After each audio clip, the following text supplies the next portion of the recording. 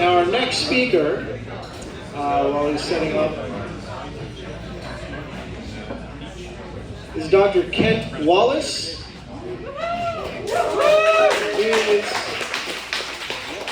He is the Assistant Professor of Physics at Fisk University, the Dean of Graduate Studies, the Director of the Physics Labs.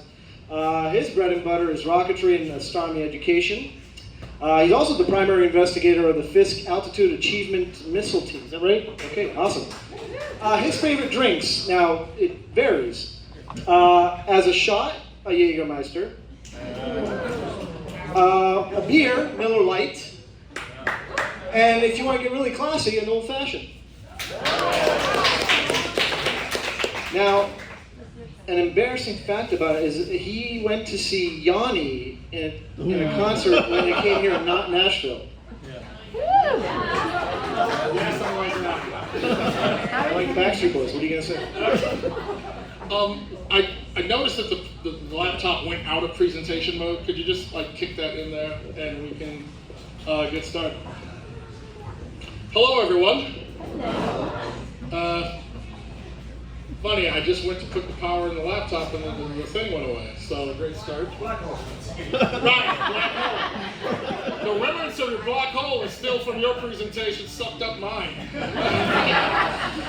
So, this talk is called, now, I'm going to try to get through this and be brief. I was told it'd be about 10 to 15 minutes, so if I talk fast, if you miss something, just raise your hand. So I call this the Unconventional Physicist because that's really the story of my career. I was inspired to do this particular presentation. There's something that everyone can get out of it because sometimes we just don't end up where we think that we would. To give you an idea, when I graduated from high school, my dream was to be a B-52 pilot in the Air Force. So you see, a slight deviation, but nevertheless, here I am. So this is a picture of one of our rocket teams. That's myself in the center, and our students, some of them are in NASA uniforms. And the reason is, even though we do rocketry, I'm very committed to outreach because the students that we impact are our students of the future.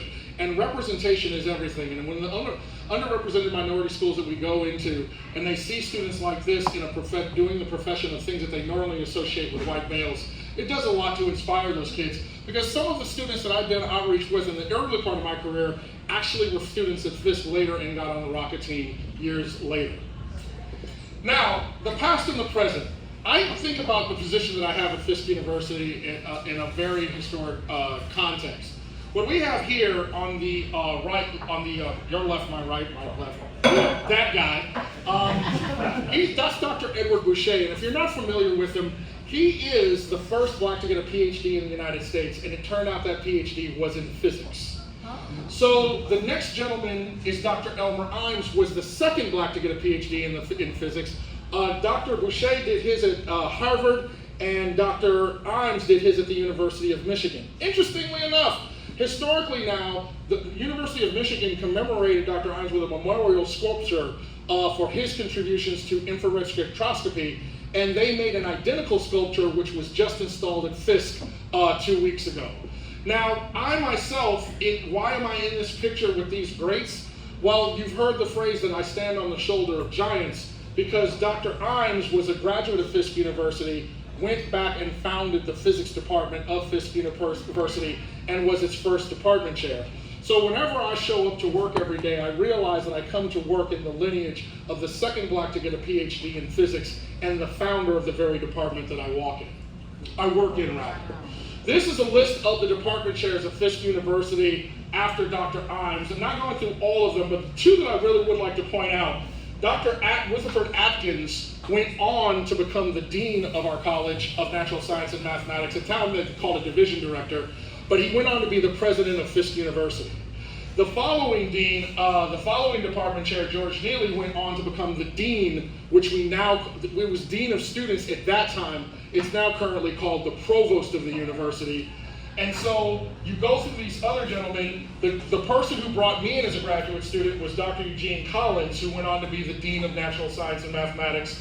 And then several iterations later, there I am in that position. We call it now discipline coordinator, but that's the equivalent of the department chair of physics. So again, when you look at it from the standpoint of where I sit, that I serve in a position that historically had these greats that have done so much to bring the physics to Fisk University. So one year in 2006, a person who was on a fellowship from NASA, he was actually a NASA scientist, his name was Dr. Lupsasca, we went to lunch and he said, hey, do you want to start a rocket team for a NASA competition? Well, that's not the kind of question you get at lunch, but I said, sure, why not?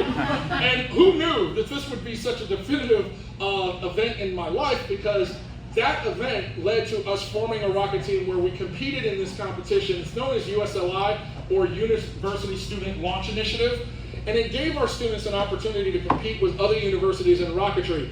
In our first year as a rocket team, our rocket actually got second place. Now you have to bear in mind that we went up against universities that had engineering programs and aerospace engineering programs, and we were able to score second, and we do not even have an engineering program. Our team was made up of physics, chemistry, biology majors, just people that were interested in doing something different. So this is actually a picture of our second rocket in the second year. It was really 2.5 stories tall. It weighed 65 pounds and it went to a height in the competition for 2,500 feet, but it really, if we put a large enough motor in it, we could get a maximum altitude of 15,000 feet. Then we had a hybrid of that rocket, which is another competition of another year here. But the point to this is that you notice even though we were in the first year competition, the rocket team continued on, because this was a really interesting way for students to engage in STEM research, to get them pulled in and broadening participation in STEM. So years later, there was a competition, a nationwide competition that was put out by a company by the name of Base 11. It's a nonprofit aerospace organization, and it wanted to build a liquid propulsion rocket program at an HBCU. We found out about it, so I applied. It would have been a $1.2 million award to build a rocket propulsion program, liquid propellant program. Now, to give you an idea of the difference of the two, for those that may not be familiar with rocketry, you have solid rocket propellants. Those are like the boosters, the two outside rockets on the space shuttle. Those are solid rocket boosters. But the big giant tank on the space shuttle, that fueled the rockets that were on the back of the actual shuttle. Those were liquid propellant. Liquid propellants are infinitely more complex than the solid propellants. So I was like, hey, funding, let's go after it. So it was a 3-year timetable, and it had different milestones, but ultimately you had to build a liquid propellant rocket that would take it to an altitude of 100 kilometers, or basically toward the Kármán line, which is the edge of what we notify as space, or regard as space. 20 HBCUs were invited, 10 HBCUs submitted proposals. The proposals came down to Fisk University and Morgan State. Mind you, we don't have an engineering program. And I got the phone call 2 days before Christmas. I'm sorry, Dr. Wallace, we didn't choose your grant. 2 days before Christmas. Thanks a lot. Die. But what I did know is that if we made it out of those 10 universities and it got down to a final deliberation between us and Fisk, I had a good proposal.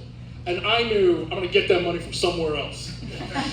The following year, an award came up from the Department of Education known as MISA, or the Minority Science Engineering Improvement Program. And it was a $750,000 award to broaden participation in STEM for underrepresented minorities and women. And I said, I could adapt my grant for that. And so we went after it. I could not believe when I got the phone call, Kent, you got the award. What? You got the award. What? You got the award. You're not trying to play with my feelings, are you? You got the award. I stood there for 10 minutes. My mother watched me. All I said was, oh my God, oh my God, oh my God. I could not believe I got the award. But this award, it was a little bit different. We didn't have to commit to building, obviously, a liquid propellant rocket. But what the grant did do was it funded us to build a rocket program with a goal of building a rocket to go to space, and to build a high-altitude balloon program, which is a picture. I'll talk about that in just a second. It also helped us develop a robotics program and a makerspace where students could come in and just explore their curiosity as a science. Because as we know, underrepresented minorities, one of the things that intimidates them is math. And they think that science is hot. And what we wanted to do is to give them a place where they could come in and just realize it's fun without the intimidation of the math, And so that could hook students that are on the fence, thinking that they may want to be a STEM major or not. And as it's turned out, it's become a really good recruiting tool for students to go to biology, and then I snatch them and bring them physics. But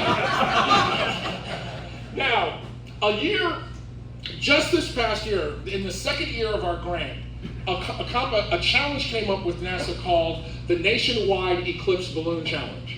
And what it was, we applied to it, students submitted a proposal, we were accepted. We are the only HBCU in this competition. And it was to build a high altitude weather balloon to get observations during the two eclipses, one the annular eclipse that we just had on the 14th of October, and we're going to have a full eclipse on, I believe it's the 8th of April in 2024. So this is the balloon that went up right after we launched it. There are 3 packages. One's hidden behind the parachute.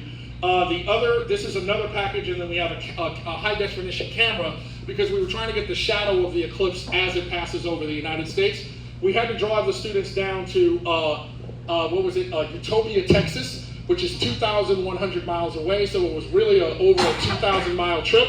And you realize that when the balloon actually bursts at altitude and the package comes back down, we have to retrieve it. We have telemetry on that so that we can find it, our packages landed on separate properties, one of them private, and what I found out was when you have a fence around a property and it's painted in purple, it is a warning that you should not go on that property because they will shoot. And this is in Texas. Yeah, that package is still in Texas. But we called the guy, we found out who he was, and his neighbor was like, hey man, I can go on your property and get there. He was like, no, I'll get it myself. I was like, okay, this is gonna be difficult.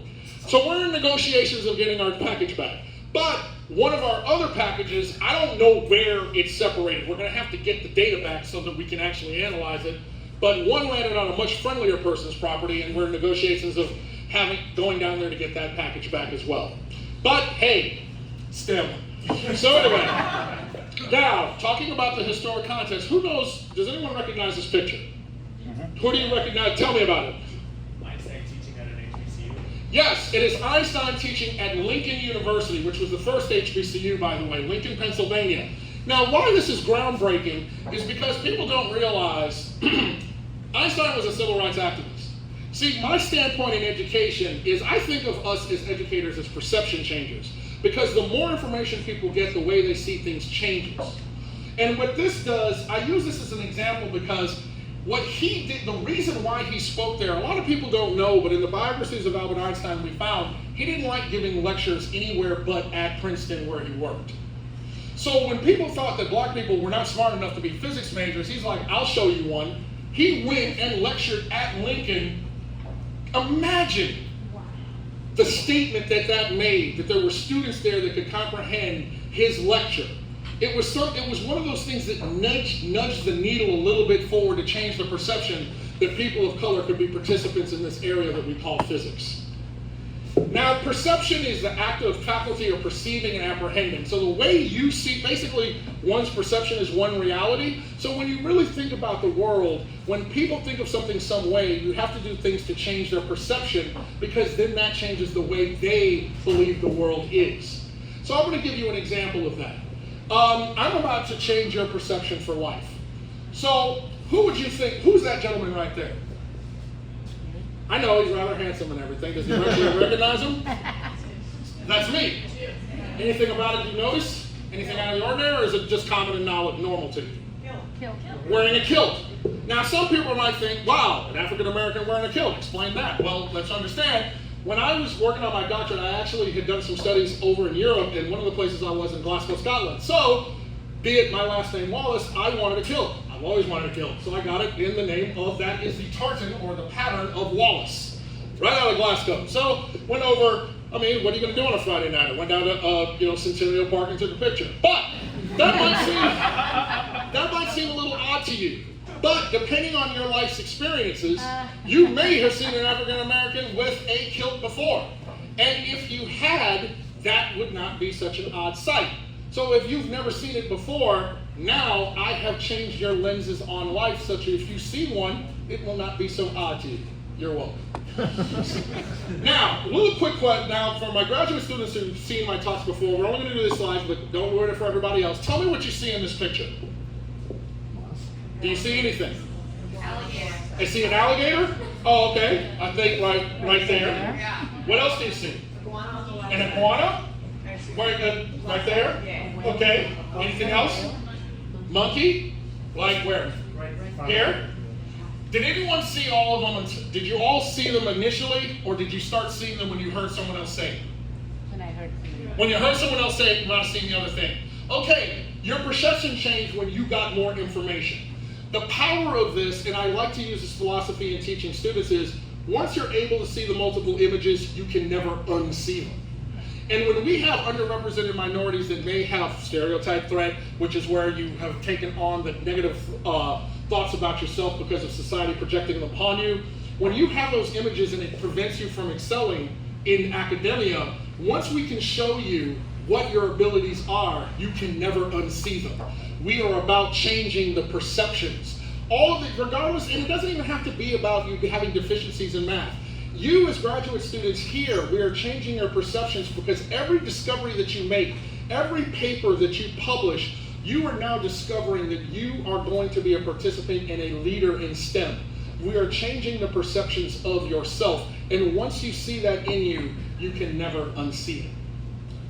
So another thing, and I like to say this, it doesn't matter if you're a professional or if you're a graduate student. I learned this in my career, and I wish someone had told me this at the beginning, that every job you do is an audition for another job.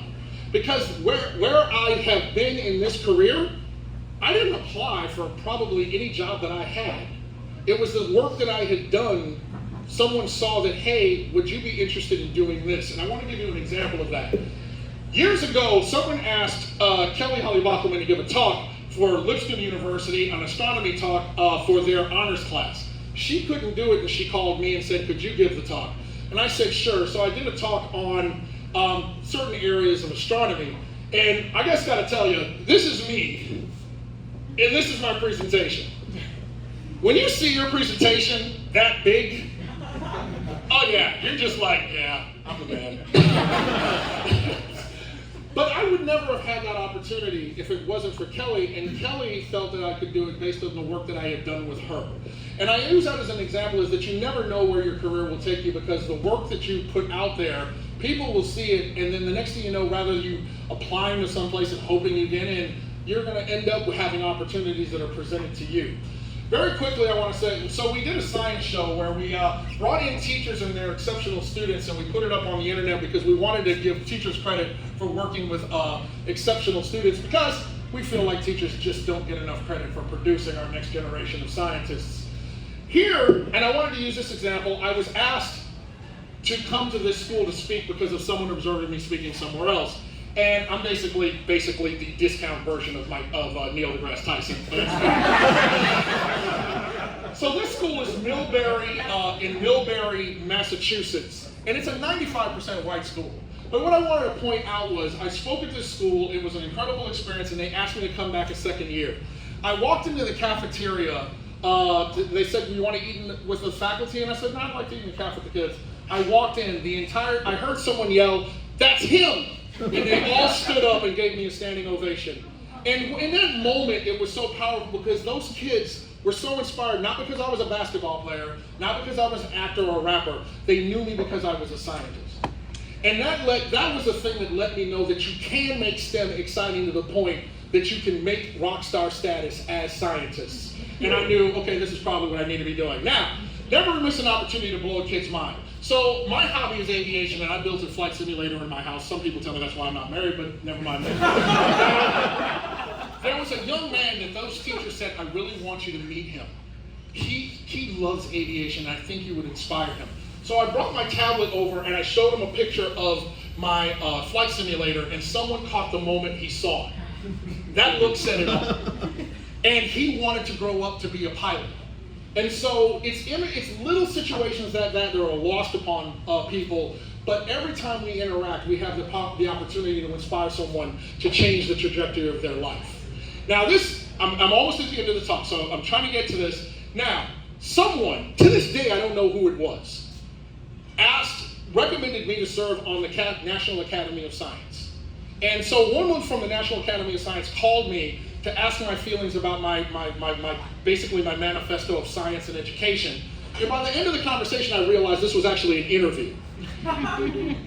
And I was like, what? And she was like, we'd like you to serve on a panel because at the National Academy of Science, we're reviewing a NASA program of science activation because they want to know how to improve their program.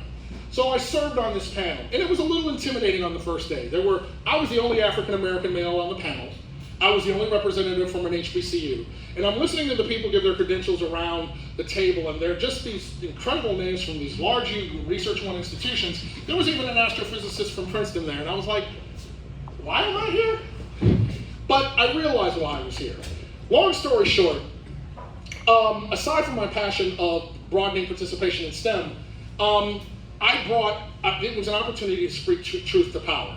NASA had said that they were committed to diversity, and I remember in those talks where they were presenting what they were doing, I saw something that was a little bit of a contradiction, and I said, well, they said that they're committed to diversity, but they put up a slide where they were talking about what they were doing, and they had Tennessee State up there, and when they had that event where they had done the first direct observation of a planet around another star, and they never mentioned the name Tennessee State. And I have a strong belief that you speak to what you value. So I was like, do they really value it? And so that actually started a conversation on the committee that was brought up to NASA, and it went into our report.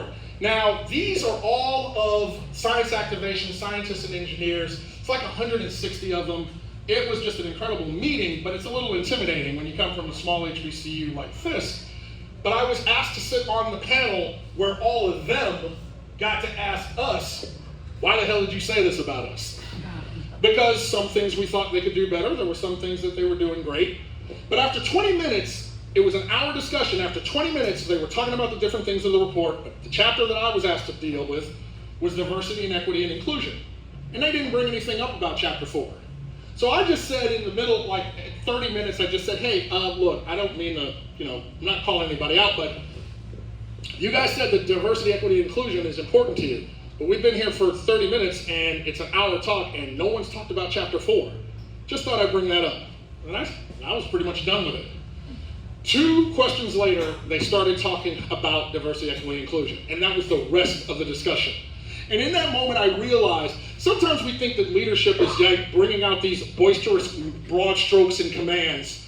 But in actuality, sometimes leadership and influence is just nudging the direction. Because as we know from astronomy, 1 degree off here can be millions of miles the further out you go. And that was a profound moment for me. So I realized, because if there was anything that I really wanted to be part of in my career, was moving the needle in STEM education in America. And on that day, I felt like I was finally part of moving that needle.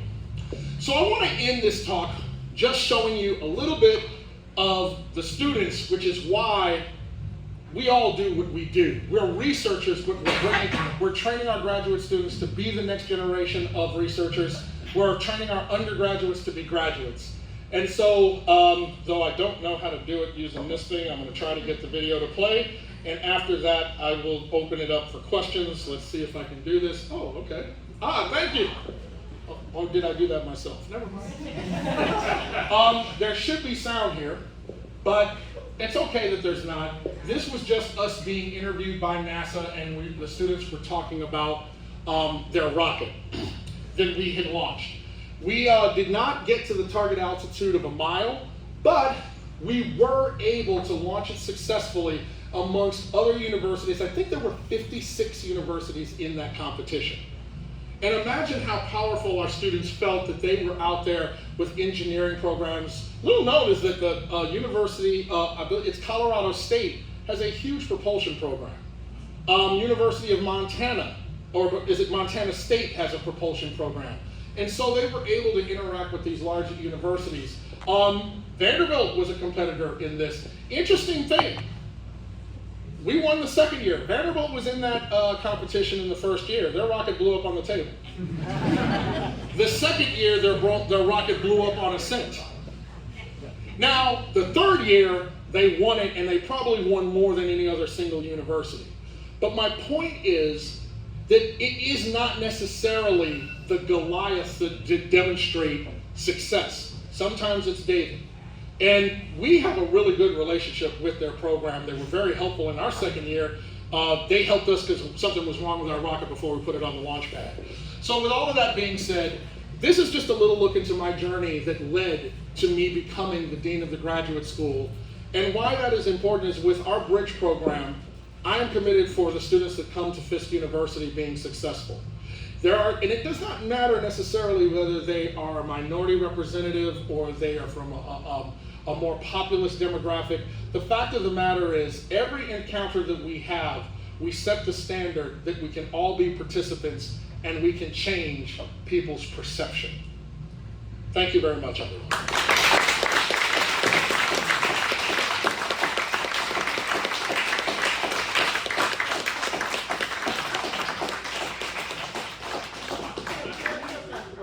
Sure.